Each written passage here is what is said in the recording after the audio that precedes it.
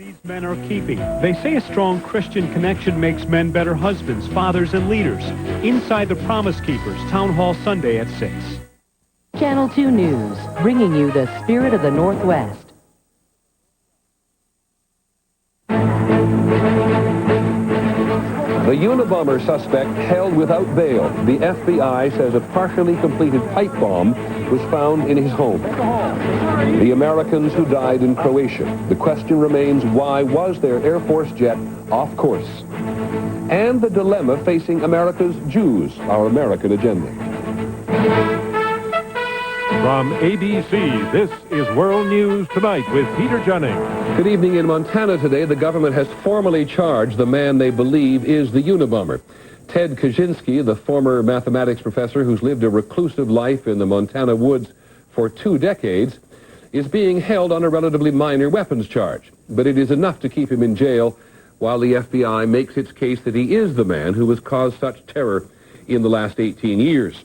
In order to keep him in custody, prosecutors had to disclose today some of what they discovered when they raided his tiny cabin yesterday in Montana. ABC's Tom Foreman. The man who lived a hermit's life in the mountains was surrounded by people today as he was brought out from the Helena jail and into federal court. In court, the FBI produced a statement of items found in their search of Kaczynski's tiny 12 by 10-foot cabin, including what appears to be a partially completed pipe bomb, binders containing meticulous writings and sketches of explosive devices, metal pipes and chemicals, batteries and wire, and diagrams for boxes which could be used to conceal and transport bombs. The judge asked Kaczynski if he needed time to study the charges. He said, "I don't need more time." The judge said, "I assume you are unable to afford your own attorney." Kaczynski said, "Quite correct." A public defender was appointed. Kaczynski is not yet charged with any of the Unabomber's attacks. Prosecutors are apparently taking a careful and slow approach. What I think is very important is that the investigation is continuing. Agencies have been working together. They have done an excellent job, but we have much to do yet. In the quiet mountain town of Lincoln, where Kaczynski lived, the search of his home continues. The FBI is now trying to determine if 2 manual typewriters found there produced the Unabomber's manifestos. And today, local businesswoman Karen Potter recalled a time when Kaczynski returned from an extended trip. I asked him, where have you been? What did he say? Why do you want to know? It is still unclear how Kaczynski made a living or how he would have traveled around to plant or mail bombs. He had no car and only occasionally paid someone for a ride into Helena. But the case against him is growing. Asked if he wanted a preliminary hearing to hear more evidence, Kaczynski's attorney said, "We'd like some time to think about that." The judge said, "I think that is a good choice." Tom Foreman, ABC News, Helena, Montana. Federal prosecutors have made it clear they're proceeding very slowly and very carefully against Mr. Kaczynski because they feel that time is on their side and they don't want to make any mistakes. Our chief investigative reporter Brian Ross tonight on how the case turned so dramatically. The phone call that led to the arrest of Kaczynski came into the FBI office here in San Francisco around the 1st of the year. There were just tens of thousands of phone calls that came into the 800 number. Rick Smith, an FBI supervisor until his retirement last week, says the tip about a man named Kaczynski living in a remote area of Montana at first seemed no more promising than thousands of other phoned-in tips. When it first came in, was it a high priority? Did it look perfect? Yeah, my information is that wasn't the case. The phone call came from a lawyer representing this man, David Kaczynski, the suspect's brother, seen here in a recent TV news profile about the homeless shelter he runs in Schenectady, New York. As David Kaczynski and his mother had prepared to sell the family home in the Chicago suburb of Lombard, they discovered some early writings from his brother that seemed to match the Unabomber's published manifesto. There had been other promising tips about people whose writings closely matched that of the Unabombers, but the agent who took the Kaczynski call pushed ahead, despite skepticism from other agents who believed the Unabomber had to be someone who lived in Northern California. But the lead soon started to fall into place, putting Kaczynski in the right place at the right time. FBI agents claiming they were doing a background check on Kaczynski for a White House job went door to door in his former neighborhood in Berkeley, California, where he had been a university mathematics professor in the 1960s. He told me Bill Clinton was going to give him a promotion, something like that. In Utah, where one bomb was mailed and another exploded, agents went through the rosters of homeless shelters where Kaczynski is believed to have stayed in the mid-1980s. And last Friday, agents even showed a picture of Kaczynski to a professor whose name was on one of the Unabomber's mailings. I was asked to see if I recognized him. I didn't. I recognize one of them now as being the one that's in custody. Back in Chicago, agents last week conducted a second search at a shed in the Kaczynski backyard, telling neighbors they were investigating whether some local kids had been making pipe bombs. And then finally in Montana, a special tactics branch of the FBI's hostage rescue team, trained in winter survival techniques, spent 8 weeks in the mountains surrounding the Kaczynski cabin in order to keep him under a 24-hour surveillance. Late today, authorities told ABC News that tools, typewriters, and other items seized in yesterday's raid have already been flown to the FBI crime lab in Washington, where tonight agents are beginning the crucial step of proving with hard evidence that the man known as the Hermit of Lincoln, Montana, is, in fact, the Unabomber. Brian Ross, ABC News, San Francisco. One of the questions that can be answered now is how close the FBI profile actually was of the Unabomber suspect. The artist's sketch, 3 years old, based on an early eyewitness description, is fairly close. As for his age, the FBI estimated the Unabomber to be in his 30s or 40s. Kaczynski is actually 53. The profile fits on growing up in the Chicago area, but not on his education. The profile said some college or trade school. Kaczynski is much better educated with a bachelor's degree from Harvard and a doctorate from Michigan. On 2 personality traits, the profile seems right on. It says the Unabomber is probably lacking in social skills and is an obsessive-compulsive. A former classmate calls Kaczynski a loner and methodical to a fault. Well, we've had our first look at the crash site in Croatia, where nearly 36 lives were lost. In a moment, we'll get to that, why it took so long to reach the wreckage. At the Freeman of Montana Ranch, you're looking at a mystery meeting. And on this second night of Passover, American Jews and their heritage. This is World News Tonight with Peter Jennings, brought to you by Pontiac.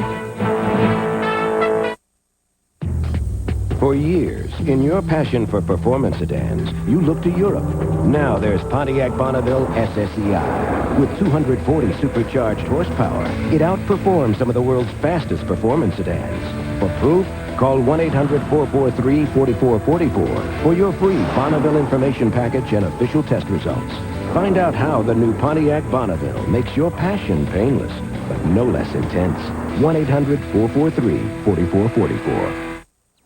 Weeding again, eh, Bob? Huh? Why not do it once, do it right? Why's your head in the ground? I'm going to watch Roundup kill these roots. Hey, this is Spike's area. Bob, Roundup can be used where kids and pets will play and breaks down into natural materials. Since Roundup kills the roots, what's not coming back, Bob? The weed? You betcha, Bob. Come on down and take a peek. Can I squirt one? Sure, Bob.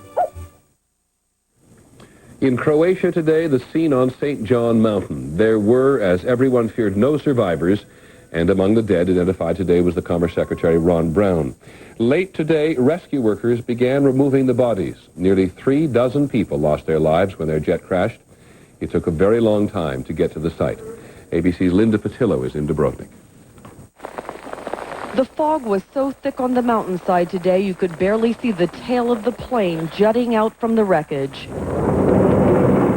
NATO helicopters flew overhead but could not land at the crash site because of the poor visibility. The only way in, a steep climb 2,300 feet up a rocky trail. The U.S. ambassador to Croatia hiked that trail this morning. This is a very sad day and a very sad place. Those who saw the wreckage say it was strewn over a 1,600 square yard area.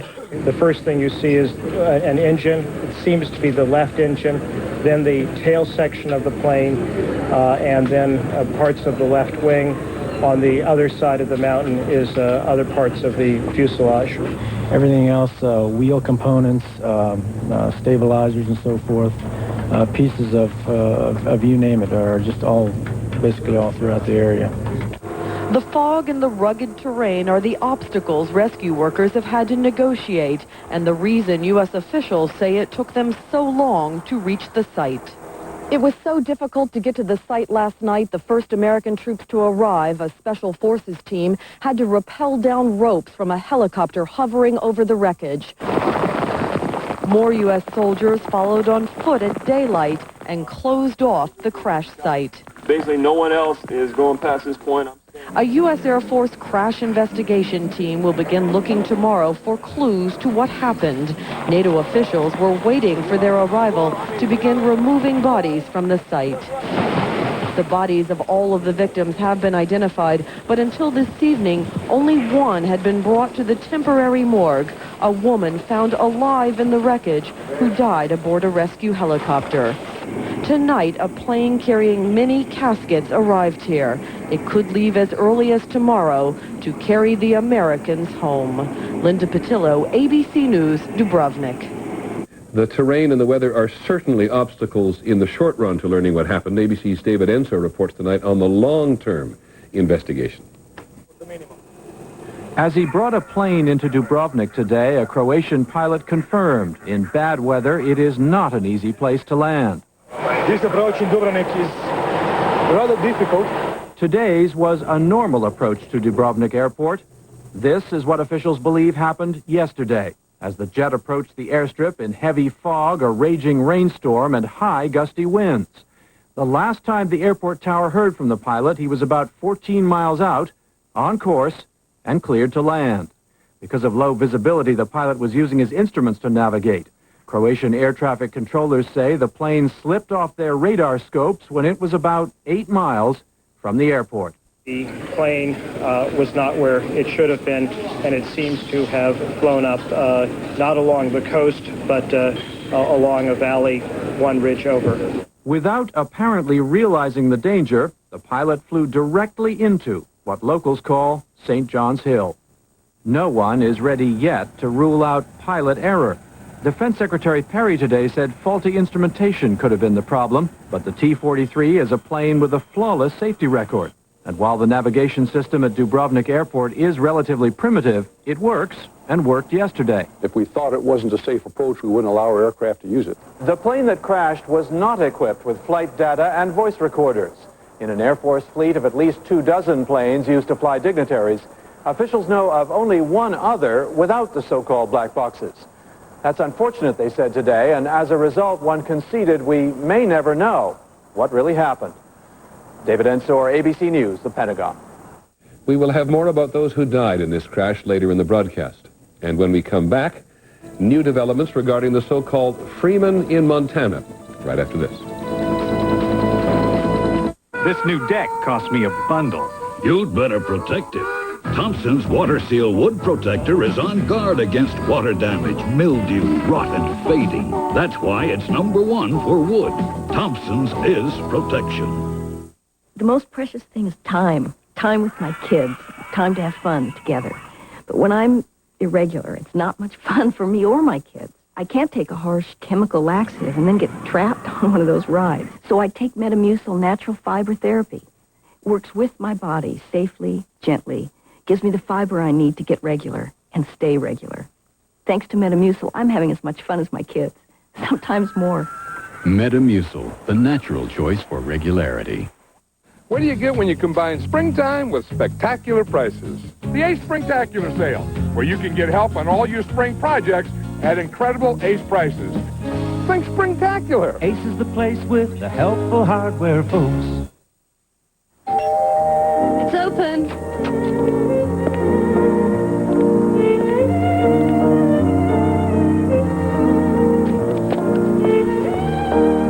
What are you doing here? I'm going out. I can see that. Do we have time for coffee? What? It's Taster's Choice. Taster's Choice. Rich aroma, fresh taste, right in your cup.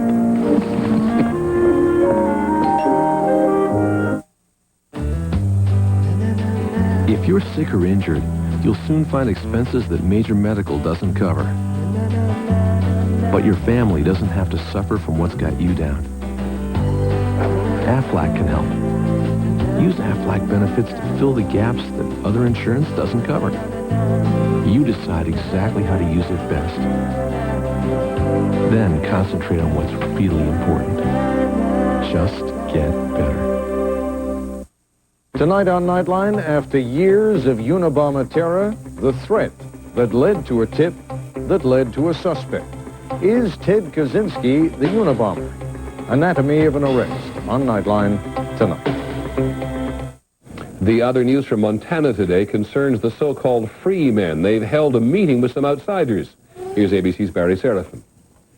Family members have been coming and going from the compound since last weekend, but this was different. A vehicle accompanied by 2 police cars approached the ranch this afternoon. The police vehicle stopped, but the other car continued on. A small group of free men was waiting about 200 yards from the ranch house. When the other vehicle arrived, 4 men got out, shook hands with the free men, and then sat down on folding chairs for what was obviously a pre-planned meeting. It was not clear, although it was presumed that FBI officials may have taken part. It's believed there may also have been a group of state legislators trying to negotiate with the freemen.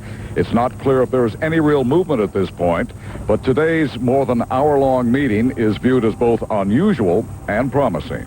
Barry Serafin, ABC News, Jordan, Montana. This was an historic day for American farmers. President Clinton signed into law the most sweeping change in U.S. agriculture policy since the Depression. For more than half a century, farmers of corn, cotton, rice, wheat, and other grains have received government payments, a guarantee that they get a certain minimum price for their product no matter what happens in the marketplace. With this new law, those government price supports will gradually disappear. On Wall Street today, the Dow Jones Industrials lost nearly 7 points to close at 56.82. On the NASDAQ, market stocks gained about 2 points. The U.S. is suddenly calling attention to Libya again. The Clinton administration says that Libya is constructing what appears to be the world's largest underground chemical weapons factory. Secretary of Defense Perry said today that Libya is still more than a year away from finishing the factory, but he warned the U.S. will not allow it to be completed. And in the Scottish town of Dunblane today, officials said the gym where a crazed gunman killed 16 children and a teacher will be demolished. They say that it is part of the healing process. In a moment, the American Jewish community challenged from within. Our American agenda right after this. When you manage a restaurant all day, you need the strongest hold you can get. That's why I switched adhesives. It'll hold stronger, longer, or your money back guaranteed. Oh, that's good. Now I can sip hot soup at lunch and still make it to dinner to greet my favorite customers. Fixodent will hold stronger, longer than any other adhesive or your money back. It's a long, hard day, but I love every minute of it. For a stronger, longer hold or your money back, Fixodent and forget it. Guaranteed. I hold in my hand the single most important invention in the history of lawn care. These are Miracle-Gro time-release capsules, and this is Miracle-Gro extra long-lasting lawn food that's guaranteed to keep your lawn greener longer. That's because it feeds 2 ways. A quick release for a fast green up and continuous time release for a beautiful green that lasts for months. Miracle-Gro extra long-lasting lawn food will keep your lawn greener longer. Guaranteed. So I went up to JCPenney to get a new pair of Levi's for the rehearsal dinner. They had Mikasa, so we can toast a brand new Nikes. At JCPenney, we have the brands that are important to you, like Arizona, Dockers, and more. My grandfather even wears a Seagull when he goes swimming. In my new pair of Hanes. Come find your brand at JCPenney. My baby looks so cute in Oshkosh. Or Samsonite. You just throw it over your shoulder and go. JCPenney. Now through Saturday, save on all Hager sportswear.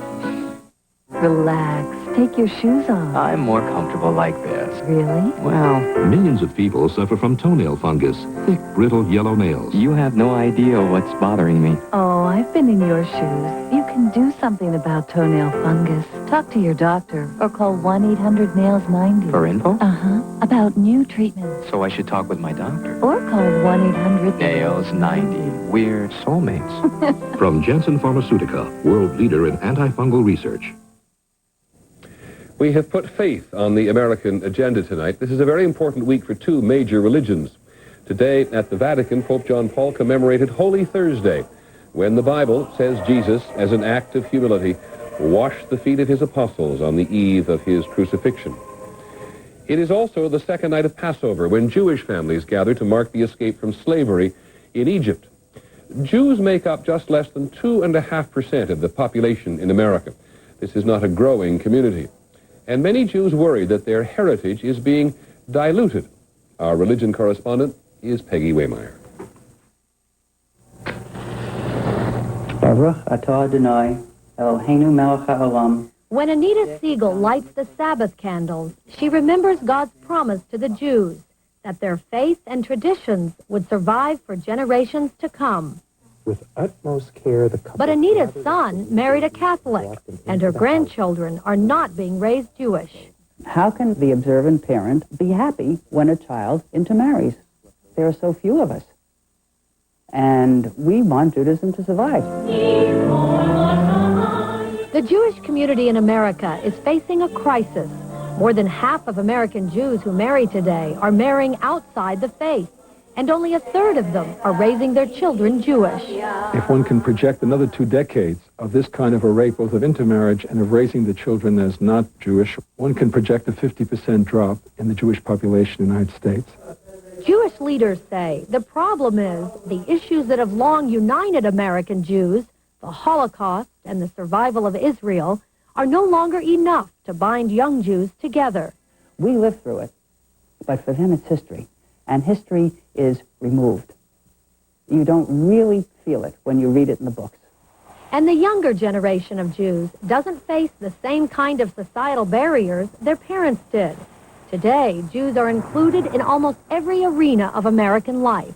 The challenge is, can we now, living in the most open society where Jews have ever lived, live fully as Americans and also retain a serious, deep commitment to Jewish life and Jewish tradition? Many Jewish leaders believe the way to solve this Jewish identity crisis is to return to the core of Judaism, the religion which has given Jews meaning and direction for centuries. Wherever that spiritual and religious dimension of Judaism is expressed, there is new life. Baby boomers are joining hundreds of small home-based worship and study groups called Havarot. This connects me to the soul of Judaism, the richness of the tradition, the joy of it. Now I pray that you, my child, will always be worthy of this inheritance. Even the more liberal Reform branch of Judaism is re-emphasizing traditional Jewish religion. Perhaps the clearest evidence of spiritual renewal is within the most traditional branch of Judaism, called the Orthodox movement, which some sociologists predicted would never survive in America. Jan Buckstein was raised with some Jewish traditions, but with little understanding of the religion behind them. What I felt was a longing to have all this make sense. So Jan and her husband joined an Orthodox synagogue, where one's relationship to God and his commandments permeates almost every aspect of life. We just knew that we had found that missing link, that something within us, I guess that spiritual essence that was missing all these years. I am the Lord, and I will free you from the burdens of... As Jews observe Passover, a holiday of renewal, many believe those who find meaning in the religious depth of Jewish tradition may provide the strongest hope for the future of American Judaism.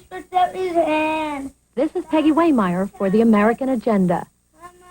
We'll be back in just a moment.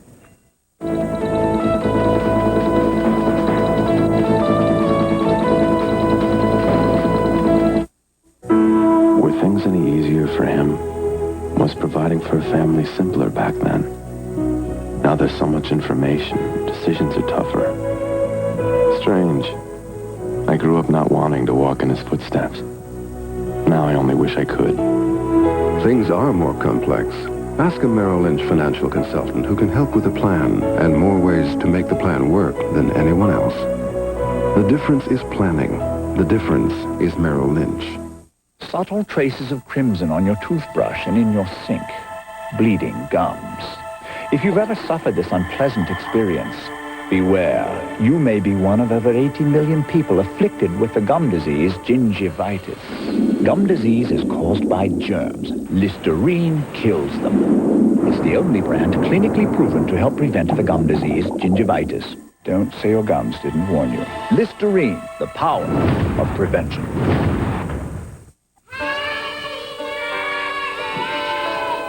The fact that dairy foods and my stomach don't agree won't keep me from enjoying every bite of ice cream. Now, before I eat dairy, I just take Lactaid Extra Strength, stronger than the rest. New Lactaid Extra Strength has 50% more of the natural ingredient that helps make dairy foods more digestible. Cherry, chocolate, vanilla. New Lactaid Extra Strength. Call 1-800-HELP-KID for a free sample and information. I'm Steve Dunn. News of the Northwest is next. She says her son was locked in a closet at school for 50 days. Hear more about the accusations against a Vancouver school. And who needs a computer? Professor PC shows you how to know if you do. Next at 6:30. Finally this evening, the loss. President Clinton ordered all government flags lowered to half-staff today in honor of all those who lost their lives on the mountainside in the former Yugoslavia yesterday. President and Mrs. Clinton attended a brief memorial service at St. John's Episcopal Church near the White House. We thank God for their lives, the president said, and we pray for their families. Here's ABC's Ned Potter. In one way, the wreckage of that plane was strewn all across America. Today, America took a moment to remember.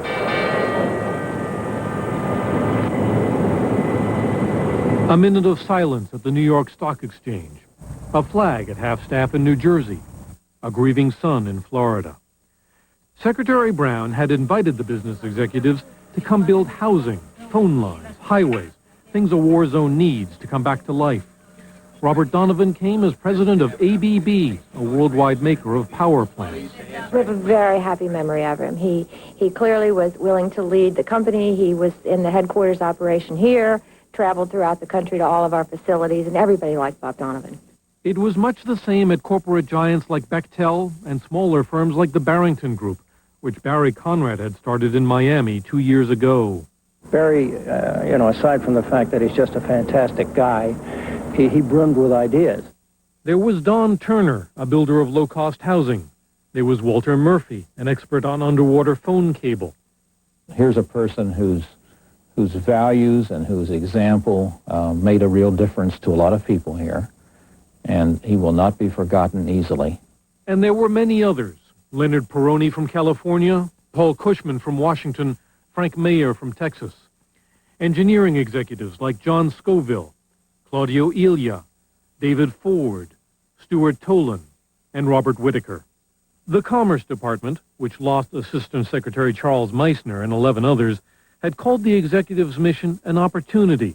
Their companies could do well by doing good for the war-torn.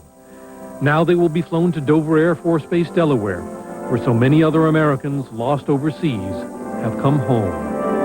Ned Potter, ABC News, New York. That's our report on World News Tonight. I'm Peter Jennings. Good night.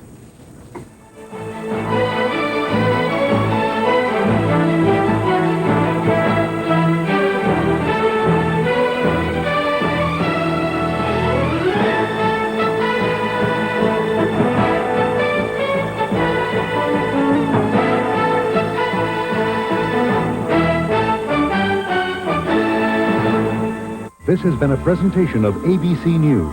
More Americans get their news from ABC News than from any other source. ABC Thursday. Before he was Kramer, Michael Richards looked like this. And check out Nicole Kidman, Jack Nicholson, Harrison Ford, and more before they were stars. Then, the